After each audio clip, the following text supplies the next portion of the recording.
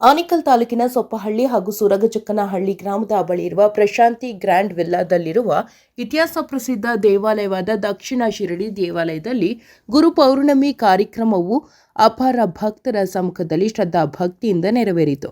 ಇನ್ನು ಗುರು ಪೌರ್ಣಮಿ ಕಾರ್ಯಕ್ರಮ ಅಂಗವಾಗಿ ದಕ್ಷಿಣ ಶಿರಡಿ ದೇವಾಲಯದಲ್ಲಿ ವಿವಿಧ ಹೋಮಗಳು, ರಕ್ತದಾನ ಶಿಬಿರ, ಆರೋಗ್ಯ ತಪಾಸಣೆ ಶಿಬಿರ, ಭಜನೆ, ಅನ್ನದಾಸೋಹ ಮತ್ತು ಸ್ವಾಮಿಗೆ ಹಾಗೂ ದೇವಾಲಯಕ್ಕೆ ವಿಶೇಷ ಅಲಂಕಾರ ಸೇರಿದಂತೆ ಹಲವು ಪೂಜಾ ಕಾರ್ಯಕ್ರಮಗಳು ಭಕ್ತರ ಸಮ್ಮುಖದಲ್ಲಿ ಶಾಸ್ತ್ರೋತ್ರವಾಗಿ ನೆರವೇರಿತು.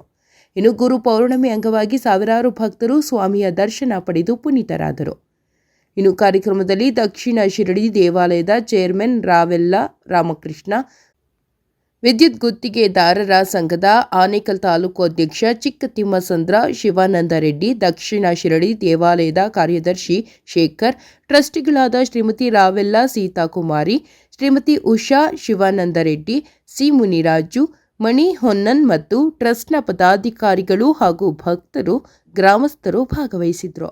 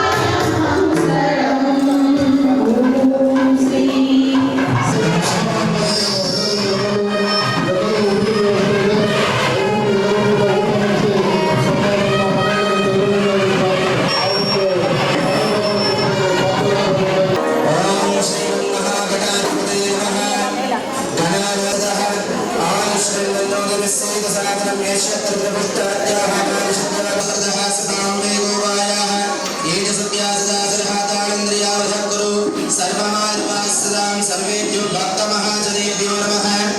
नानाभूषणमण्डलेन्द्रदृशसंभासमारम्भरं श्रीभूमिकृष्णपूर्णितभार्गफलदायकम् अनेक विद्युत्तमेदोदलायकं वरङ्गनीयं गुरुतीर्थमेकं समासबद्धं मनसा स्मरामि कर्मादकसाधकगुरुमुखदीक्षाभाष पाण्डित्यैवं गुणविशेषेण विशिष्टायाम् अस्यां शुभदितो सह कुटुम्बस्य बन्धुवर्गाणां कार्मिकवर्णानां आरोग्यैश्वर्याभिवृद्ध्यर्थं समस्त सन्मङ्गलावाप्यर्थं सायनाथ देवता ज्ञानदर्पयामि आवाहयामि आसन सत्यसमासनं प्रस्तावयामि पूजयामि अभिवृद्धिं करोमि आवाहितो भव स्थापितो भव सन्निहितो सन्निहितो भवकुण्डितो भवपीतं श्रीचित्तपूर्णरुद्रादि मन्त्रेण रुद्रादि कुङ्कुमसिन्दूरावरणानि स्वामि प्रतिगृह्यता पुष्पमालिकान् समर्पयामि आवाहय सायनाथ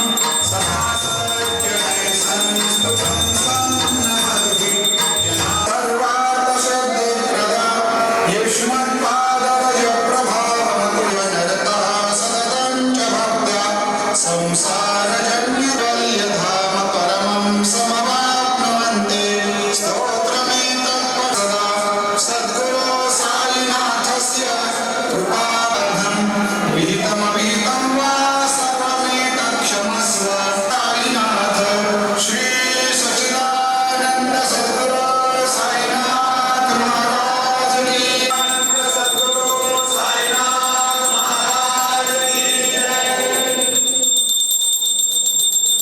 जय।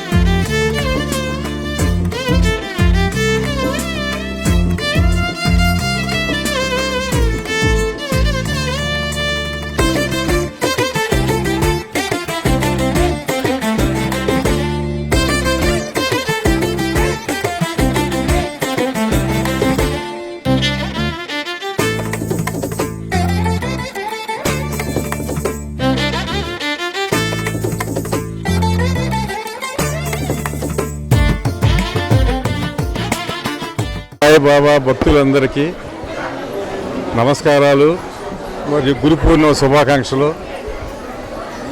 అలాగే మనము భూమి మీదకి రాగానే మన తొలి గురువు అమ్మ తల్లి, తర్వాత ఫాదర్ నాన్నగారు కొంతవరకే.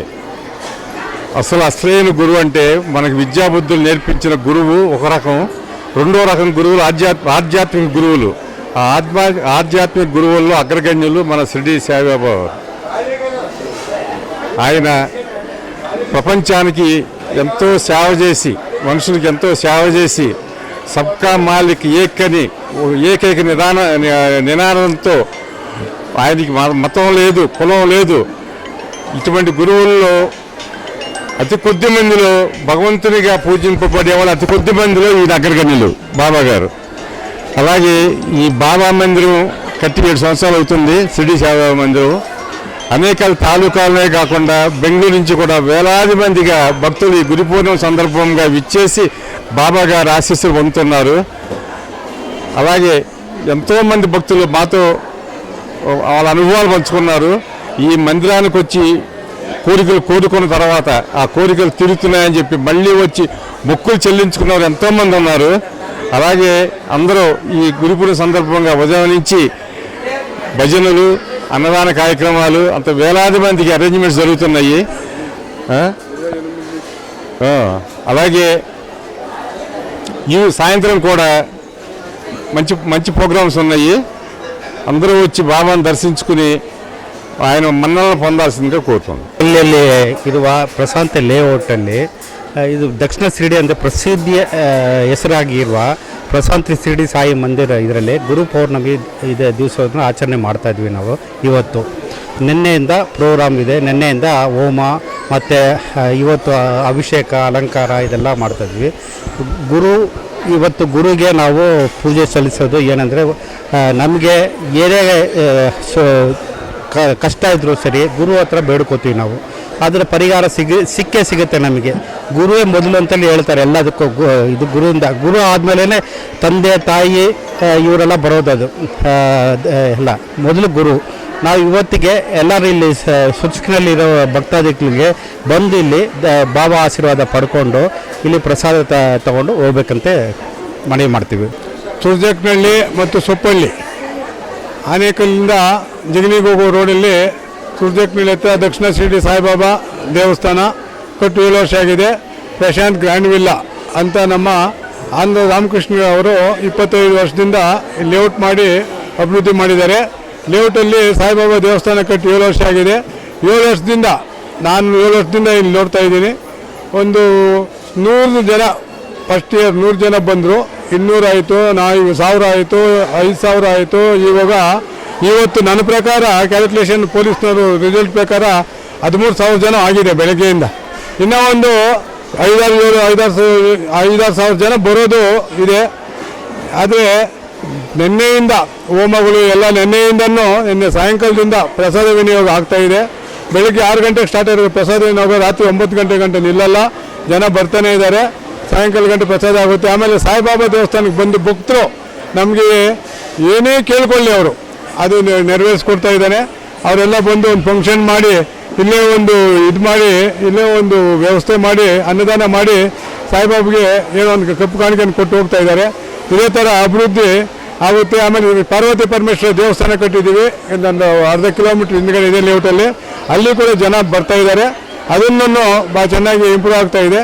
ಎಲ್ಲ ಭಕ್ತರು ಬಂದು ದೇವರ ಕೃಪೆಗೆ ಪಾತ್ರರಾಗಬೇಕಂತ ಕೇಳ್ಕೊಳ್ತಾ ಇದ್ದೇನೆ.